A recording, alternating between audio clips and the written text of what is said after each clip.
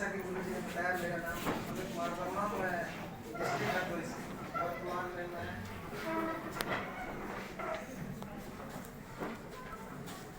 DMRS Bastar में जो है छत्तीसगढ़ में वहाँ पोस्टेड। सबसे पहले मैं गुरु जी का स्वागत करूँगा माध्यमपुर कैपिटल।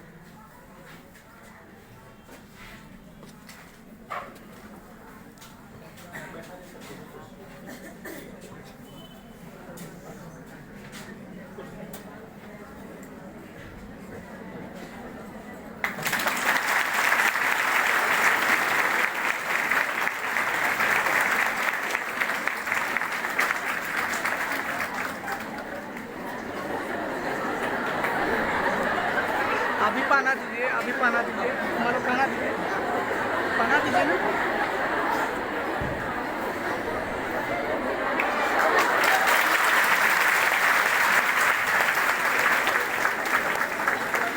तो आदरणीय गुरु जी हमारे और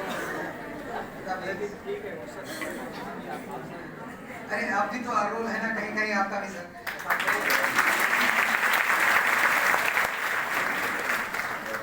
कुछ मैंने सौभाग्य प्राप्त हुआ सर से भूगोल भी पढ़ने का।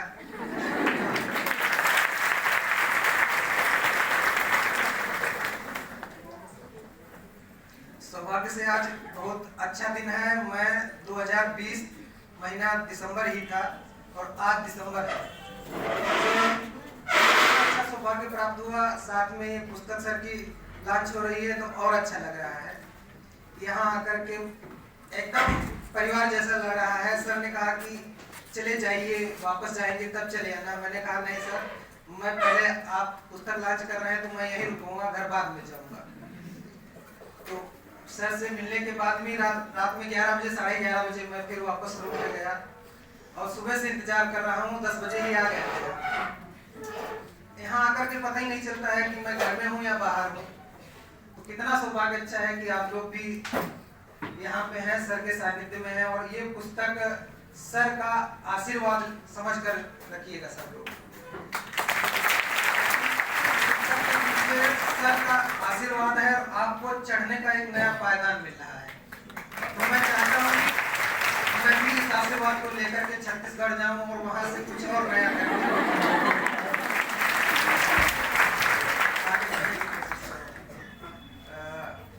सर के विषय में कहना तो बहुत कम होगा मेरे लिए। तो मैं सर को हिमालय से भी असीम समझता हूँ, जहाँ से अनेक नदियाँ बहती हैं और भारत के विभिन्न क्षेत्रों में होते हुए सिंचित करते हुए आगे बढ़ जाती हैं। तो आप लोग भी उन नदियों में से, उन बढ़ते हुए सितारों में से हैं।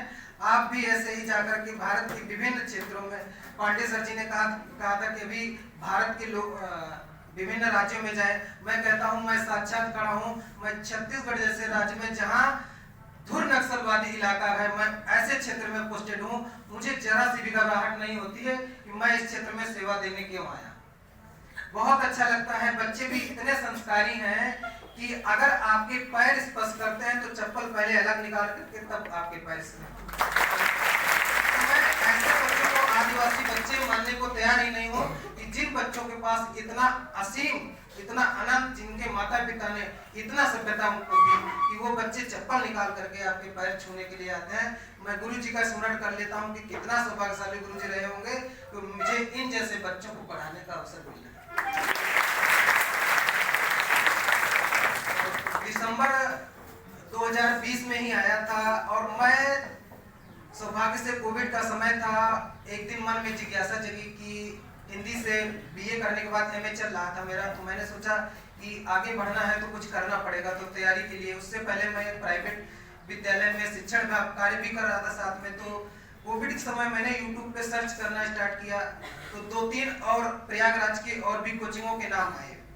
लेकिन सर ने उसी समय पढ़ाना स्टार्ट भी किया था और मैं YouTube के माध्यम से सर से जुड़ा। मेरे साथ किसी भी प्रकार का कोई संपर्क नहीं था। मैं YouTube पे देखते देखते और जैसे ही जिस दिन से स्टार्ट किया मैंने सर को देखना, उसी दिन से मैंने डायरी में नोट्स बनाना स्टार्ट कर दिया। तो लगभग रीतिकाल चल रहा था।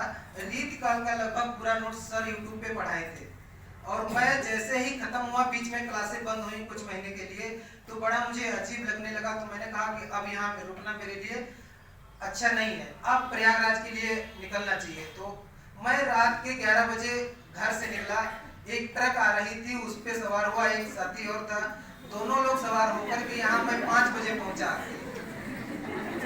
5 बजे जब पहुंचा आके तो मैं सीधे उसके रूम पे गया, बैग रखा, शाम को स्नान करके बाद शाम के सर से मिलने आया। उस समय सौभाग्य से टेस्ट ही हो रहा था, मैं सर से मिला तो उन्होंने कहा कि आप आ जाइए और तुरंत यहाँ।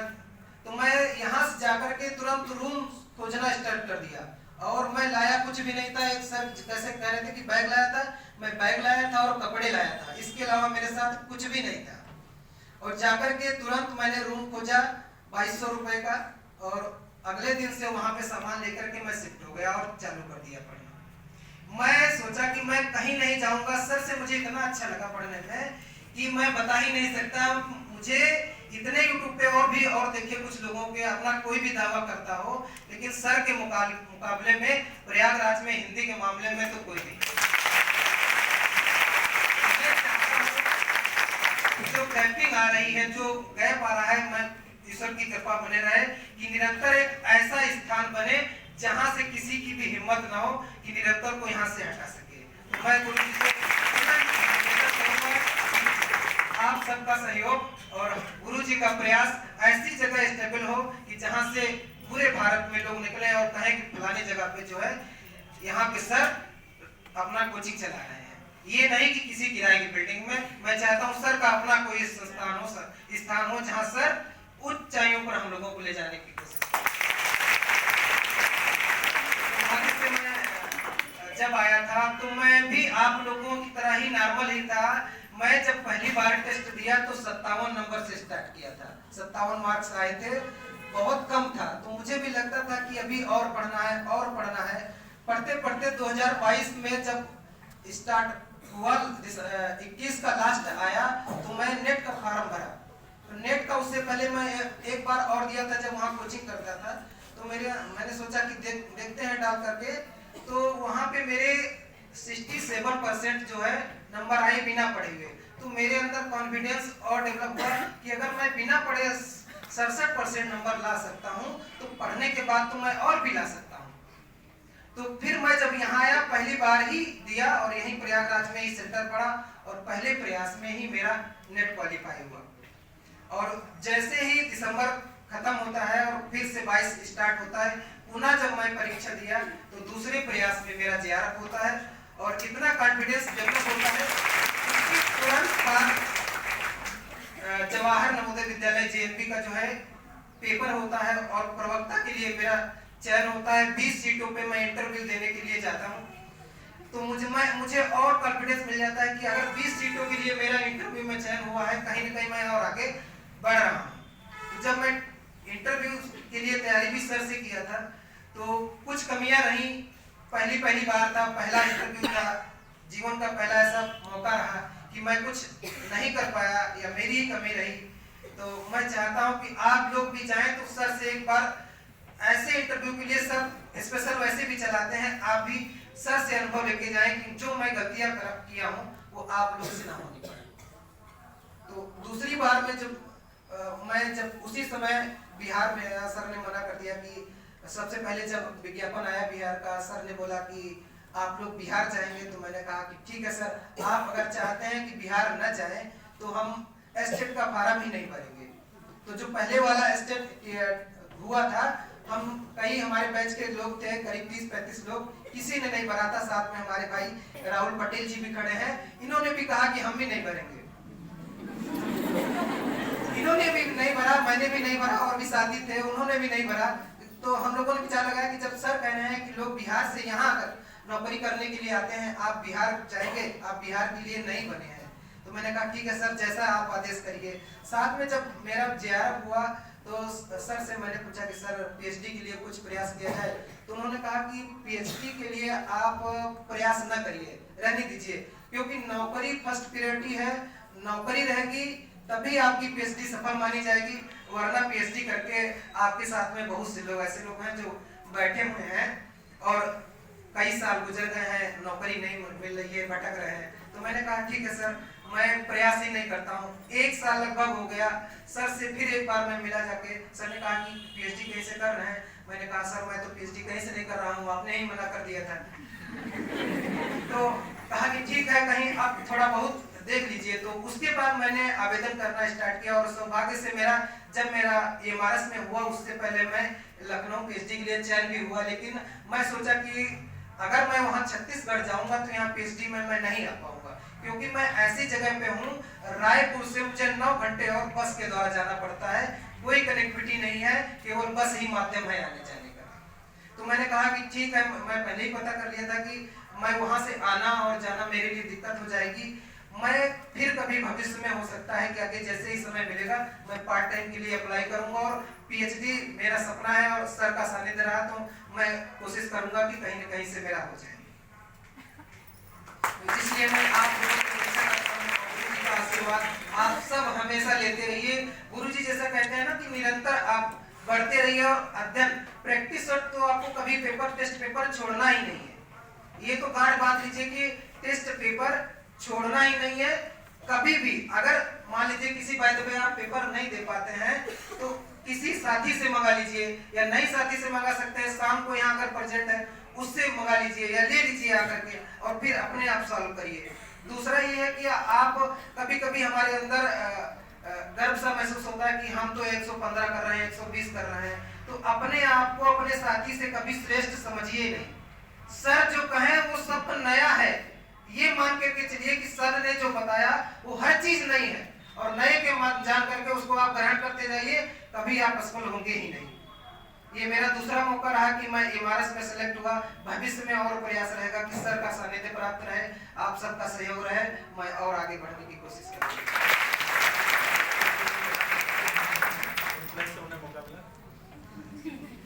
जी सर, सौभाग्य प्राप्त रहा, आपका आशीर्वाद रहा कि पिछली बार मैं प्लेन से आया था, लखनऊ गया था, तो मैं इस बार सोचा कि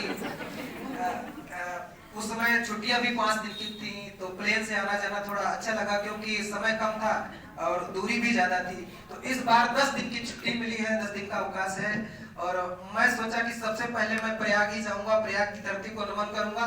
और जैसे ही मैं आया और बैग रखा कमरे पे और जाकर के गुरुजी ने बताया था कि मंदिर में हो आइएगा, तो सबसे पहले मैं मनकामेश्वर मंदिर गया, वहाँ महादेव जी को नमन किया और फिर संगम गया, संगम को प्रणाम किया, वहाँ कुछ अनुभव लेकर के फिर तुरंत मैं आया, सर को फोन किया, मैंने कहा सर मैं प्रयाग में आ गया हूँ, आपसे मिलना चाहता हूँ।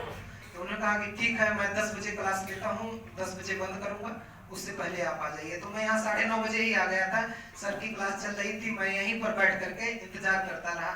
जैसे ही सर आए, सर से मिले, और आज भी मैं 10 बजे ही आ गया था। मैं इंतजार कर रहा था कि सर कितने भी समय आ जाए, जल्दी से मिल जाए।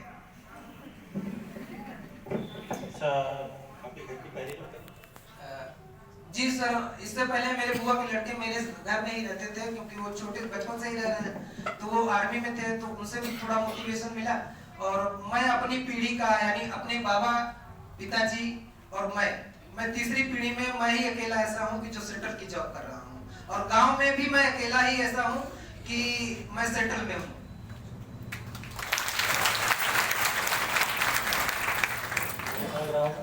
जी सर।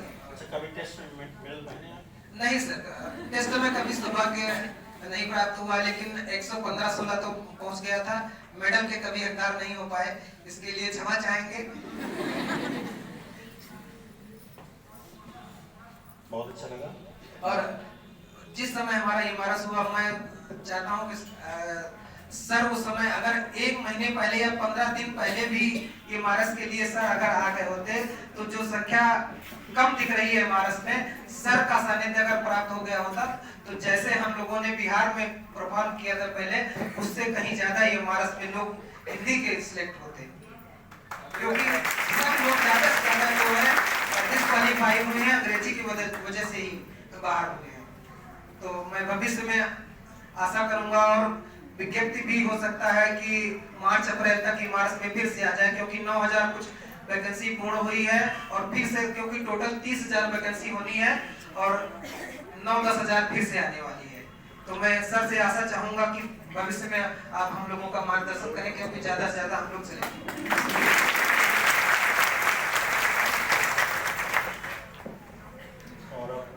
राहुल जी जो आपके भी स्थान आते हैं क्लास, आपका भी हाल ही में चयन हुआ है।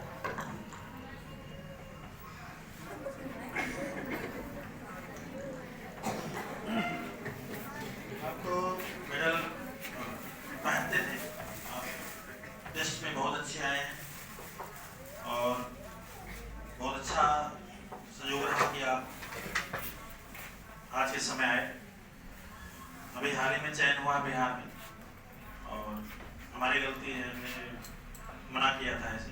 कभी कभी कह देते हैं मन से, पता नहीं क्यों लगता है कि आगे कुछ कर सकते हैं आप, इसलिए मन से निकल जाता है। तो बहुत अच्छे कंपटीटर हैं लोग, मेहनत करते हैं, इसलिए मुझसे कह देते हैं कि आप लोग छोटी चीज के लिए कोई प्रयास करें, फिर वहाँ जाकर फिर पढ़ना है। तो मना किए थे, लेकिन आपने दोबारा अपनी मर्जी से माने नहीं, तो फिर फार्म भरे होंगे, तो फिर देखिए आपका चयन हुआ। लेकिन ना भरे होते तो शायद जब ऑप्शन ही ना होता तो अच्छी जगह परीक्षा देते। तो कोई बात नहीं, आपका चयन हुआ है, बहुत अच्छा लग रहा है। तो एक छोटा सा जरूर है कि बहुत बड़ा पुरस्कार है, तो मैंने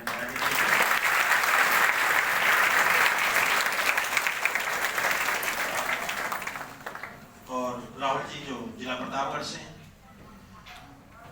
थोड़ा सा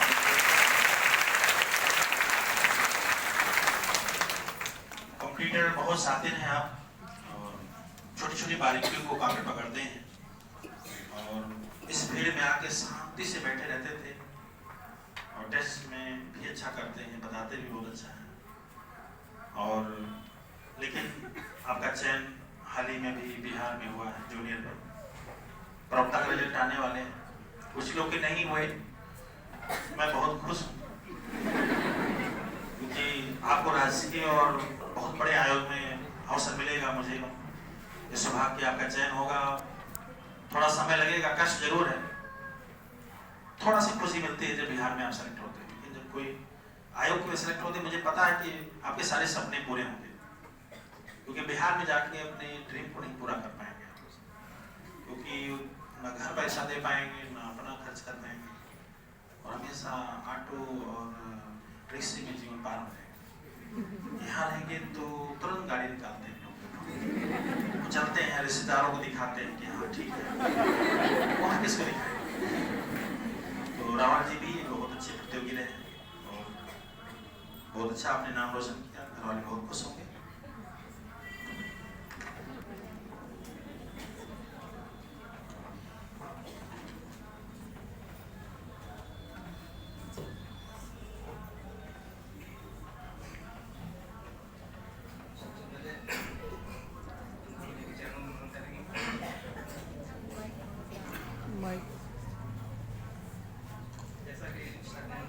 माइक के पास में। मेरा नाम राहुल पटेल, ग्राम कालीपुर, पोस्ट ठाणे, प्रतापगढ़, उत्तर प्रदेश का मैं रहने वाला हूँ। मैंने 2021 में यहाँ आया। सबसे पहले मैं ऑनलाइन के माध्यम से सर से संपर्क में आया, तो वहाँ यूट्यूब पे देखा, मुझे बहुत अच्छा लगा, पढ़ा रहे थे। मोबाइल के माध्यम से फिर यहाँ संपर्क किए, हमारे एक रिश्तेदार यहीं पढ़ते थे, उनसे पूछे कि यहाँ तक कोचिंग कोई करती है, बहुत अच्छा पढ़ाते हैं, हम देखे यूट्यूब पे, तो उन्होंने बताया कि आइए उसी में हम पढ़ते हैं। तो एक माध्यम से हम यहाँ आए, तो देखें इतनी भीड़, तो घबराहट होने लगी, भाई इतनी भीड़ में कहाँ पहुँच गए। अब कहीं इतनी भीड़ में देखे नहीं है कि कंपटीटर कर रहे हैं, बस तो ऐसे मालूम था कि 2-4 लोग 10 लोग होते होंगे, लेकिन जब इतनी भीड़ देखी तो घबरा गए। लेकिन फिर उनसे मिले तो कहें कि नहीं घबराओ नहीं, यहाँ सब ऐसे आते हैं, फिर बाद घबराते हैं। धीरे धीरे फिर टेस्ट में शामिल हुए तो और घबराहट होने लगी, कम ज़्यादा कभी बढ़ता कभी घटता। फिर सब बताया, मोटिवेट करते रहते थे। धीरे धीरे फिर 2-3 साल बीता और बिहार का स्टेट फार्म में आया, तो सर कहे बिहार जाएंगे आप लोग, तो नहीं डाले। तो अब 2-3 साल बीत गया। अब होता क्या है, इसे गांव से लोग कहते हैं अरे 3 साल से तो रह रहे हैं, क्या करें, कुछ हो ही नहीं रहा है लोगों का। बाजार में हम लोग नहीं जाते थे कि कहीं डिमोटिवेट करने वाले लोग ज़्यादा मिलते हैं, खोजते रहते हैं कहाँ से आ रहे हैं। अब मजबूरी थी, कुछ था नहीं, तो यही सीटेट पास थे चुके, तो कि बिहार में डाल के देखते हैं, इसमें हो गया तो थोड़ा सा 1 साल में कुछ तो मिल गया। नहीं बहुत ज़्यादा घर वाले कभी नहीं कहे, लेकिन बाहर वाले कुछ ज़्यादा कहते हैं कि नहीं कैसे 3 साल से कुछ हो ही नहीं रहा है, कहाँ वहाँ पड़े हैं। तो हम यही कहेंगे कि समय हम लोग समय कुछ ज़्यादा ही बर्बाद किए घर पे रह के। अगर समय से आए होते तो पहले हो जाता, क्योंकि समय और समझदारी बहुत मायने रखते हैं। लेकिन दुर्भाग्य है जो समय लगता है समझदारी नहीं आती, समझदारी आती है। और बड़ी खुशी ये है कि सर हम लोगों की सफलता में बुक लॉन्च किए हैं, और लेकिन हमारी जिम्मेदारी है कि इसको केवल लेके रख देना ही नहीं है। कोई संस्कृत में कहावत नहीं है, पुस्तकें रक्षिते विद्या परहस्तगतं धनम न काले तो विद्या न चातधनम। पुस्तक रखी हुई विद्या और दूसरे के हाथ में गया हुआ धन तो समय काम नहीं देता है। जो अपने यहाँ दिमाग में बैठाएंगे वही काम देगा। इसलिए आपसे भी कहेंगे कि इसको अपने दिमाग में रखिएगा। सीधा सर पहली नौकरी हाँ घर की पहली नौकरी। और 2021 में असफल क्यों हुए अपनी गलती से, यहीं से एक तो कोविड हो गया, वही 1 आध महीने पड़े तो तब तक कोविड आ गया, तो हम लोग घर चले गए। फिर परीक्षा की डेट आई, फिर यहाँ आए